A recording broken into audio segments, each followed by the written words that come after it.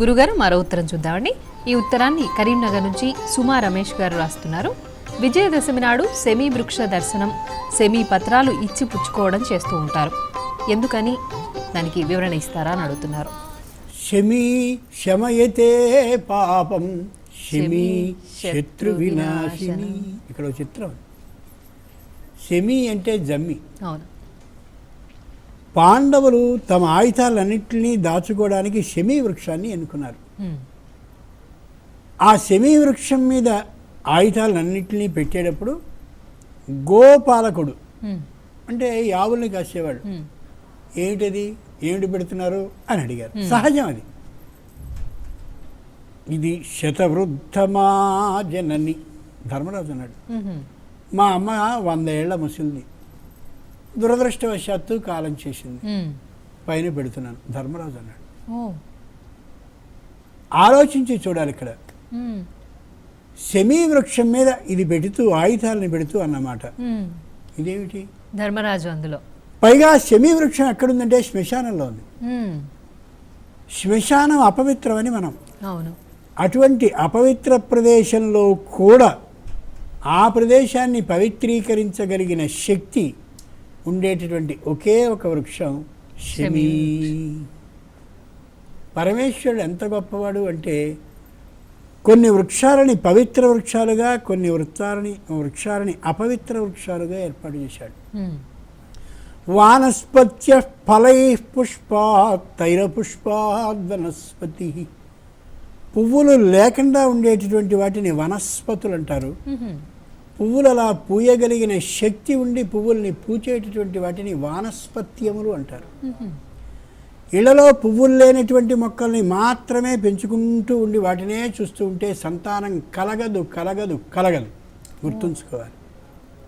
చూచేటటువంటి దృష్టిలో ఎంత బాగా పూసింది, ఎంత బాగా మొగ్గొచ్చింది, భలే చక్కగా వచ్చిందే పువ్వు, కొద్దిగా వచ్చింది 10 అయ్యేసరికి అబ్బో మందార పువ్వు ఎంత వికసించింది అని అన్నప్పుడు సంతానం కూడా పుట్టబోతున్నాడు. పుట్టాడు, భలే ఉన్నాడు, బోర్లా పడ్డాడు, మెల్లిగా ఇదిగో కూర్చున్నాడు, నడుస్తున్నాడు, పరిగెత్తుతున్నాడు. ఆ విధమైనటువంటి అభివృద్ధి కలుగుతుంది. చక్కగా సంతానవతులై కనిపిస్తాయి వృక్షాలు. నాకు అలాంటి సంతానం కలగాలనే ఆలోచన కలుగుతుంది. ఎందుకు మనవి చేస్తున్నానంటే అమ్మవారికి సంబంధించిన శమీ వృక్షం అపవిత్రమైన ప్రదేశంలో ఉండి పవిత్రీకరించేదిగా ఉంటుంది. ఇక్కడ అది శమీ వృక్షం. ఇంకో చిత్రం, ఇనుపమైనటువంటి వస్తువుల యొక్క ఆ తుప్పు పట్టే విధానాన్ని లేకుండా చేయగలిగిన శక్తి జమ్మి చెట్టు ఉంటుంది. అందుకే ఆయుధాలను అక్కడ పెట్టారు. అగ్నిగర్భ, శమీ వృక్షానికి పేరు అగ్నిగర్భ. దాంట్లో అగ్ని ఉంటుంది. మనకి భాగవతంలో ఒక ఆయన కనిపిస్తారు, శమీకుడు అని. శమీకుడు ఆయన పేరు. అంటే జమ్మి చెట్టు ఎంత పవిత్రమో అంత పవిత్రుడు ఆయన.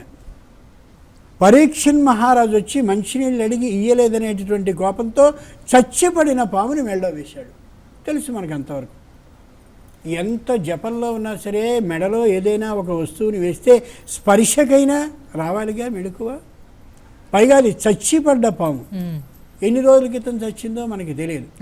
చచ్చిపడ్డ పాము కాబట్టి వాసనైనా రావాలిగా. వాసన స్పర్శ రెండూ ఉన్నా కూడా చెలించాలి ఆయన. అది శమీ. ఏమాత్రపు కదలిక లేనటువంటి నిశ్చల స్థితిని ఇవ్వగలిగినటువంటి వృక్షం శమీ వృక్షం.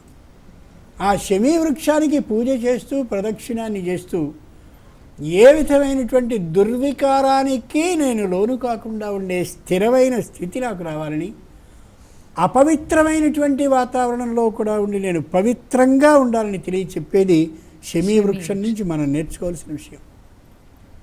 మనం ఎక్కడో ఒక సంస్థలో పనిచేస్తున్నాం, పరమ దురాలోచనలు చేసే వాళ్ళ మధ్యలో ఉన్నాం. వాళ్ళందరూ చేసుకొని నేను మాత్రం పవిత్రంగా ఉండాలి, నేను ఆలోచనలకు లోను కాకూడదు.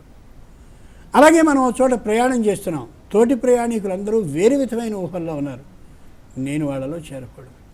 నేనుగా ఉండాలనేటటువంటి తనాన్ని శమీ వృక్షం నుండి మనం నేర్చుకోవాలి. అది శమీ వృక్ష పూజలో ఉండే అంతరర్థం.